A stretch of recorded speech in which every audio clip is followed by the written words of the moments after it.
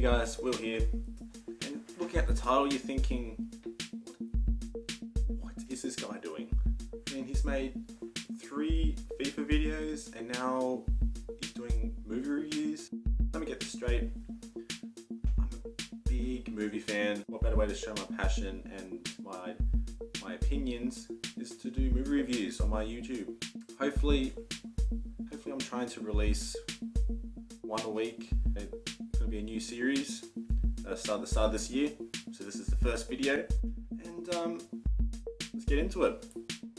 The Imitation Game is a film directed by the Norwegian director Morten Tyldum, who also directed Headhunters and other B-grade films. The film is a true story starring Benedict Cumberbatch, who plays Alan Turing. The film mostly sets place during the Second World War in England, where Turing, who was a mathematician, famously cracks the Nazi Enigma code. Historians state that the work done by Turing saved millions of lives during the war and shortened it by at least 2 years. The film is based on the book titled Alan Turing The Enigma, which after watching this film you would want to read. It has a strong British cast as well, with co-stars such as Keira Knightley, who plays Joan Clark, recruited by Turing to help crack the code. Brilliant acting by Benedict Cumberbatch, and also Keira Knightley for that matter.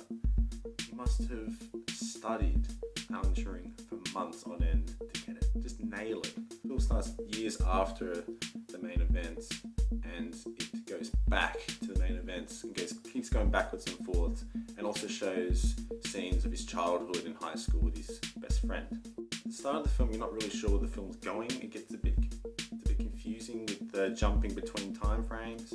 So when it goes back to the main events, when he starts to recruit these people, works for the MI6 and starts to crack the code, it really starts to get really good. I'm a big fan of film music, and the score in this film really fits in. The piano is really effective. There are some CGI moments that are a bit B-grade for this day and age. I mean, the film didn't have that big of a budget, but it's just, the film's so beautifully shot, it didn't look very good. It just looked like it was rushed.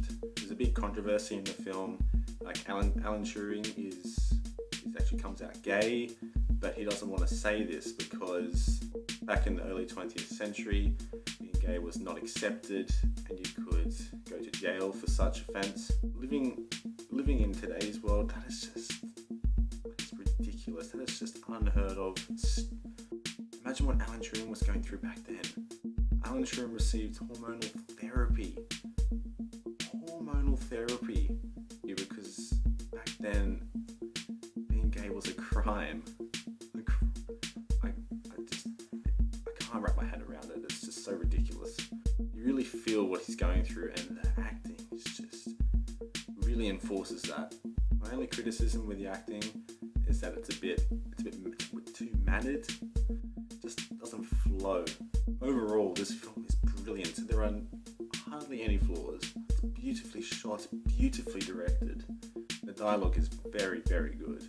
The screenplay is masterfully written.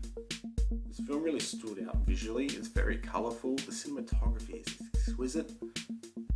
As I said, there's not many bad things to say about this film. That's why it's being nominated for Best Films of the Year. It's definitely one of my best films of the year, even though it came out last year in Britain, but it came out the start of this year for me in Australia. And so starting the new year with this film is just great. So overall, I'm going to give this film a 9 out of 10. The Imitation Game is a wonderful film. It tackles some very controversial issues through the Second World War, and obviously Alan Turing himself and his team cracking the Enigma code, which was a big deal for the war, big turning point. For me, I really recommend you go watch this film. So yeah, thank you for watching my first movie review of the year. There'll be many more to come, as I said before at the start of the video, once a week.